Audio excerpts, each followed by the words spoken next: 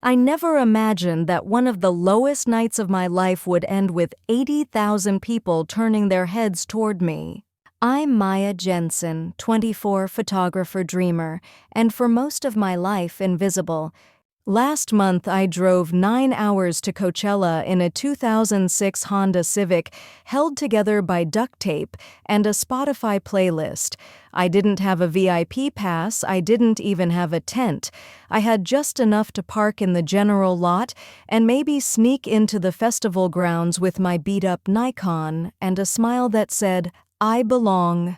But I didn't, not really. While influencers posed under neon palms and friends clinked plastic cups under glittery skies, I was alone. I watched from the sidelines. I ate protein bars in the car and brushed my teeth with bottled water. No one cared. No one looked. I was just another broke, nobody trying to soak in someone else's dream. Until the final night. Until the headliner stopped mid-set, pointed to the parking lot and said, "That girl in the red Civic. You've been here every night, huh? I see you." And just like that, my life flipped upside down. So if you've ever felt left out, unseen, or like your dreams were just too far away, keep watching. Because this story isn't just about Coachella. It's about what happens when the world finally sees the person who refused to give up. Don't forget to like, comment your favorite part, and subscribe if this story hits home. When I first decided to go to Coachella, I had no plan, no pass, no friends tagging along, just a camera bag, a dented red Honda Civic, and a heart that desperately needed to feel something bigger than itself. It started with a job rejection, the kind that isn't just a no, but a reminder of how average people like me aren't meant to make it. I had applied for an internship at a creative agency in LA, photography, social media, storytelling. My dream. They emailed me a polite rejection with the usual line, "While your work is heartfelt, we've selected a candidate with a larger following." I sat on my apartment floor staring at my DSLR. I hadn't posted on Instagram in weeks. I hadn't had anything worth sharing, and I felt like the world was moving on without me, one aesthetic reel, one perfect caption at a time. So when I saw someone selling Coachella general admission wristbands for cheap, like this might be fake cheap, I bought one. Not because I had the money, but because I had nothing left to lose. I packed the Civic with a thrifted cooler, a few packs of ramen, my camera gear, and a handwritten list titled "Shot Ideas." If I get in, I had $182 in my bank account, 2 rolls of film, and one friend who texted, "Are you seriously doing this alone?" Yeah, I had to. The road to Coachella from Sacramento was long and sunburnt. Every gas station looked the same. Every mile further from home felt like peeling away a layer of disappointment. It wasn't until I saw the desert palms and neon signs that the doubt crept in again. What am I even doing here? Who's going to let someone like me in? When I pulled into the massive Coachella parking lot, it felt like I'd landed on another planet. There were Teslas and Mercedes trucks with rooftop tents, influencers posing outside their RVs, and then my Civic faded. No air conditioning, cracked windshield, parked between a custom van with solar panels and a bright pink Jeep blasting Dua Lipa. I didn't have money for camping, so I just stayed in the car. That first night, I sat in the driver's seat watching people stream toward the entrance in glitter fringe and fake tattoos. I boiled water for ramen on a tiny camping stove I got at a garage sale. And when the music started booming in the distance, I opened the window and let it pour in. I couldn't see the stage, but I could feel it, bass in my chest, cheers in my ears, hope somehow in my heart. I slept curled in the back seat with my camera bag as a pillow. Day 2. I tried to blend in. I put on my only semi-festival outfit, jean shorts, a crochet top, and a borrowed flower crown that smelled like dust. I wandered near the festival gates hoping for a miracle, and I got one. A volunteer named Drea saw me hovering near the fence and asked if I needed help. I told her the truth. I have a wristband, but I don't think it's real. She scanned it. It blinked green. You're good to go. I wanted to cry. I actually whispered thank you 3 times before walking inside. That day I didn't shoot anything. I just took it in. The lights, the stages, the people. I felt like an outsider who'd stumbled into someone else's dream. But I was here, and I kept coming back. Each day I slept in my car, brushed my hair in the mirror using bottled water, and walked into Coachella like I belonged. But the magic wasn't in the music. It was what came on the last night when the crowd swelled, the lights dimmed, and somehow he saw me. The last night of Coachella is something people talk about for years. The lights, the energy, the feeling that time suspends itself under the desert sky. But for me, it wasn't the music, the fireworks, or the glitter in the air that made it unforgettable. It was the moment I stopped being invisible. That Sunday, I woke up to the sun turning my car into a sauna. My back ached from the hard seat, and the ramen stash had officially run out. I had one clean tank top, left a dusty camera lens, and the kind of mental fog that comes from living in your car for 4 days. Part of me wanted to skip it, to just drive home, say I tried, and end it before the letdown. But something told me to go back inside one last time. I borrowed a baby wipe shower behind a row of RVs, put my tangled hair into a bun, slung my camera over my shoulder, and made my way through the crowds. That night's headliner was Axton Ray, a global phenom who'd risen from SoundCloud to stadiums in 3 years. I'd followed him since his acoustic YouTube days. His music wasn't just sound. It was survival. One of his songs had gotten me through my mom's funeral. Another played during my last breakup, and now here he was about to perform 20 yards in front of me. The field was packed, 80,000 bodies swaying like one giant heartbeat.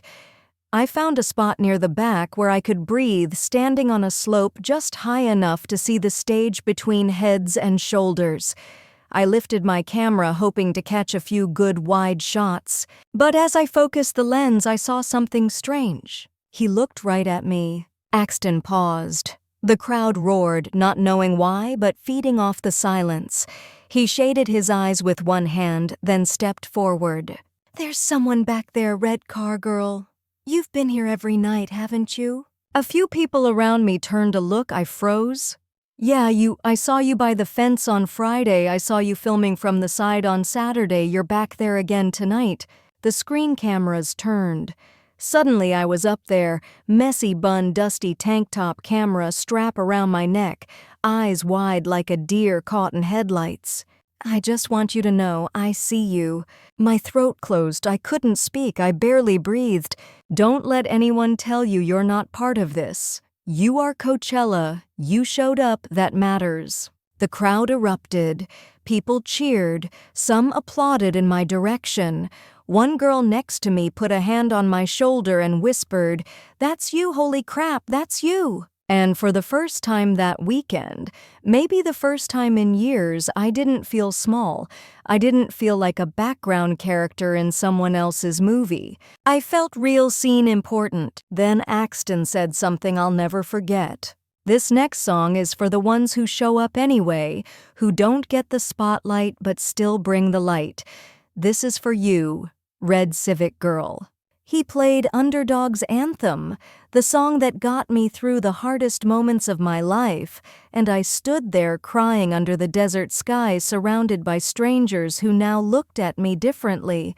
Not with pity, not with confusion, with respect. After the set, a small crowd found me. A couple of photographers asked about my gear. A girl with purple braids hugged me. Someone offered me a cold drink. For the first time all weekend, I wasn't invisible. I was part of the story. And that was the night everything changed. I stayed in the parking lot long after the final song ended, sitting on the hood of my car under a sky full of smoke and starlight. The desert was quieter now. The music had stopped. The lights were fading, but my mind was still echoing with Axton's words. I see you. I don't know how long I sat there. Maybe an hour, maybe 3. I was afraid to go to sleep, afraid that if I closed my eyes, the entire night would vanish like a dream, a cruel one where I'd wake up and none of it ever happened. But it did happen. I had been seen, not just spotted in a crowd, not just pointed out, seen, and that one moment gave me something I hadn't had in a long time, belief in myself, in my story, and in the idea that maybe I didn't have to stay invisible forever. The drive home was silent. No music, no podcasts, just me and the road. I replayed every second in my head, the crowd's roar, the camera finding me, the tears in my eyes as Underdog's anthem played. It wasn't just validation. It was a shift. By the time I got back to Sacramento, my Civic was coated in desert dust. My bank account was down to $14 and my fridge was empty, but my heart was fuller than it had been in years. I uploaded the photos I'd taken that weekend. Only a few were usable, but one, just one, showed Axton mid-performance pointing straight into the crowd.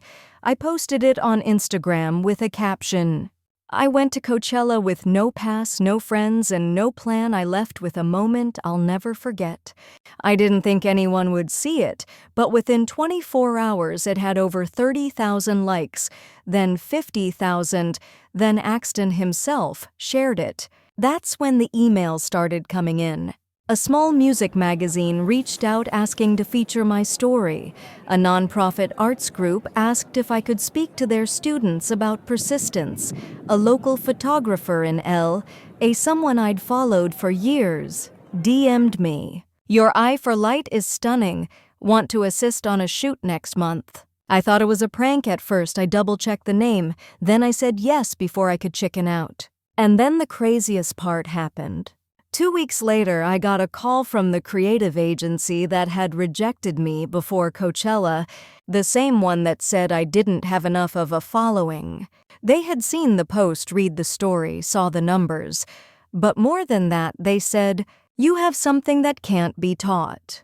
We'd love to bring you in for a different position, not as an intern, as a storyteller." I had to sit down. My legs actually gave out. It wasn't just about the job. It was about the fact that showing up even when no one asks you to, even when no one expects you to, can change everything. People talk about going viral like it's luck, but for me it was a side effect of something deeper, vulnerability. I hadn't gone to Coachella trying to win. I went because I needed to feel alive. And somewhere in all that dust and hunger and exhaustion, people connected with that. When I walked into that agency a week later, hairbrushed, camera on my hip, portfolio in hand, I wasn't the girl who got rejected anymore. I was the girl who slept in her car, showed up anyway, and ended up on the big screen. Fame, even the smallest taste of it, doesn't just change your life. It changes how people see you and how they talk about you. When my photo went viral and Axton shared my story, it felt like the world cracked open and let a little light in.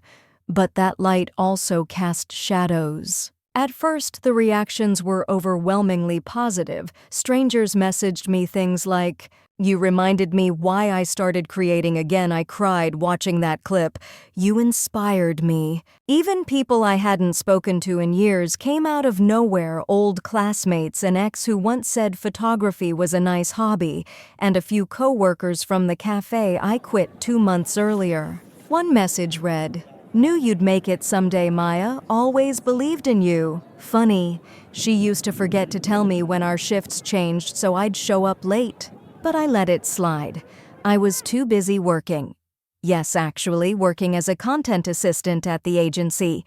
They paired me with a mentor and gave me projects that let me write shoot edit. For once, my ideas weren't just cute. They were used, shared, respected. Still, the whispers began. Some people weren't so kind. On a random Reddit thread, I found someone saying, "She just got lucky, probably staged the whole thing. Why was she even there without money?" Another said, "Classic sob story bait, bet she had a VIP pass the whole time." I wanted to defend myself, to scream, "I was broke. I slept in my car. I didn't even know he knew I existed until that second, but I knew better. The internet will build you up just to see if you'll break when they try to tear you down." Even some friends got weird. A guy I once dated texted me, "So when are you buying me lunch?" Famous girl with a laughing emoji. But the undertone wasn't funny, it was entitlement, like my win was a shared asset, something I owed him a slice of. Another friend, well, someone I thought was a friend, posted a passive-aggressive Instagram story. Some people chase clout, others just live life. She didn't tag me, but she didn't need to. Suddenly, I was the Coachella girl in every conversation. Not Maya, the artist. Maya, the storyteller. Just that girl from that viral thing. It made me feel boxed in, as if my story had become a costume I was supposed to wear forever. But then, something helped me realign. A teacher from my old high school messaged me, Mrs. Kalani, my creative writing mentor. She wrote, "I saw the clip, I cried, but not because you were recognized. I cried because I knew the world finally saw what I saw in you years ago. Please keep going. Your story doesn't end here." That message brought me back. Fame, real or digital, is just a flash. But purpose is what stays, the moment. Axton pointed at me. Yes, it gave me visibility. But the value didn't come from that moment. It came from the years of showing up when no one was looking. So I stopped reading the comments, I muted the noise, and I got back to work. I started a small photo series called Seen from the Sidelines, portraits of artists, performers, and everyday dreamers who don't fit the glossy, curated mold. I asked them to tell me when they felt invisible and when they felt seen. We paired their stories with raw, honest photography. And guess what? The series took off, not viral, not trending, but impactful, real. It reminded me that being seen isn't about going viral. It's about being understood by even just one person who looks at you and says, "I get it, I've been there too." Exactly 1 year after I slept in my car at Coachella, I stood in the same parking lot, but this time I wasn't alone. Beside me was someone who had never been to a music festival, never traveled out of state, and never believed she was worth a front row seat anywhere. My little sister Kayla. She was 19, fresh out of her first year of community college, and unsure of everything.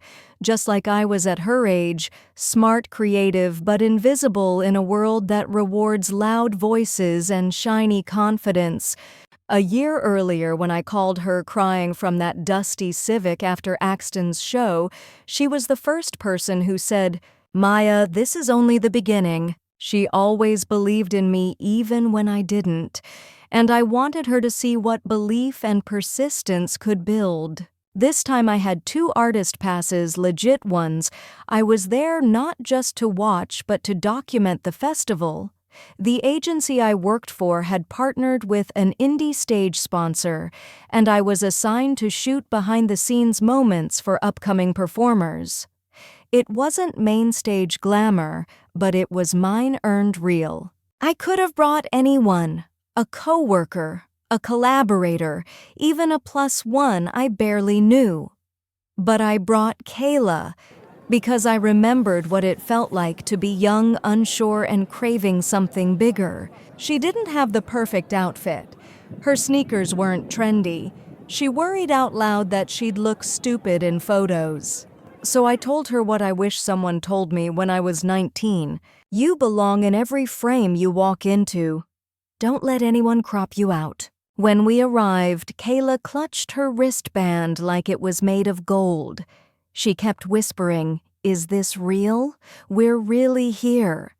And when we stepped inside the gates past the same neon signs I once stared at through a car window, I felt the full weight of the moment. I wasn't sneaking in this time. I wasn't begging for access or camping in a Civic. I was walking in through the artist entrance, holding my camera in one hand and my sister's hand in the other. And then the moment I didn't plan for happened. We were near the mid-stage crowd when someone tapped my shoulder. A stagehand in a headset. "Are you Maya Jensen?" My stomach flipped. "Yes." Axton Ray's team said, "If you were here this year, they'd love to have you shoot some promo during his sound check." Kayla's jaw dropped. I just blinked. "Wait, are you serious?" He nodded. "They remembered you. Said you're the reason last year's Closer went viral." Suddenly, we were walking backstage. No sweat, no fear, just invited. This time, the door opened for me. As Axton came out to test a few notes, I kept my cool or tried to while shooting angles from the edge of the stage. But when he noticed me again, he grinned and pointed. "Red Civic girl returns." I laughed, and Kayla, she nearly fainted. Later that evening, during the actual set, Axton didn't call me out like last time. He didn't need to, he already had. But something even better happened. Midway through Underdog's anthem, he paused and said, "There's someone out there tonight thinking they don't belong, that this moment isn't for them. But let me tell you something, it's exactly for you. You don't need VIP status to matter, you just need to show up." And this time I wasn't crying alone in a crowd, I was holding my sister's hand, both of us crying together. That night, back at the hotel room, we could actually afford this time, Kayla said softly. "I want to start taking my art seriously, like you did." And I knew right then, this was my real full circle moment. When I think back to that first night parked between luxury vans and shiny influencers curled up in the back seat of my dusty red Civic, it almost feels like another lifetime. But the truth is that version of me is still very real, still present, still part of who I am. The girl who thought she had to sneak in to be worthy. The girl who believed she had to shrink to fit. The girl who ate cold noodles and told herself, "Just take one more shot. Maybe someone will notice." And here's what I've learned since then. Sometimes no one is coming to open the door for you. You have to show up anyway, dirty, tired, scared, not for validation, not for applause, but for the chance that you might find yourself along the way. I used to think belonging meant being invited, that if I wasn't chosen, I wasn't meant to be there. But sleeping in my Civic taught me something radical. You don't have to wait for permission to be powerful. The most important moments of my life didn't happen in a spotlight. They happened in parking lots, in backstage corridors, in quiet DMs from people I inspired just by showing up, flawed, unseen, but still present. And now I still shoot photos. I still get nervous before big gigs. I still wonder if I'm enough sometimes, but I've stopped trying to disappear when I don't feel perfect. Instead, I tell myself this: you belong, even when you feel invisible. Especially when you feel invisible. Because the people who keep showing up despite everything, those are the ones who end up changing the room. If you're watching this and feeling like the world is too loud, too perfect, too full for someone like you, I want you to hear me clearly. Your moment is coming, but it won't arrive while you're waiting for approval. It'll come when you park your Civic, pick up your camera, and walk into the noise, even if your legs are shaking. So go be the person who shows up anyway. That's what I did, and it changed everything. If this story meant something to you, let me know in the comments. Share it with someone who needs it, and don't forget to subscribe because there's more where this came from. I'll see you in the next story.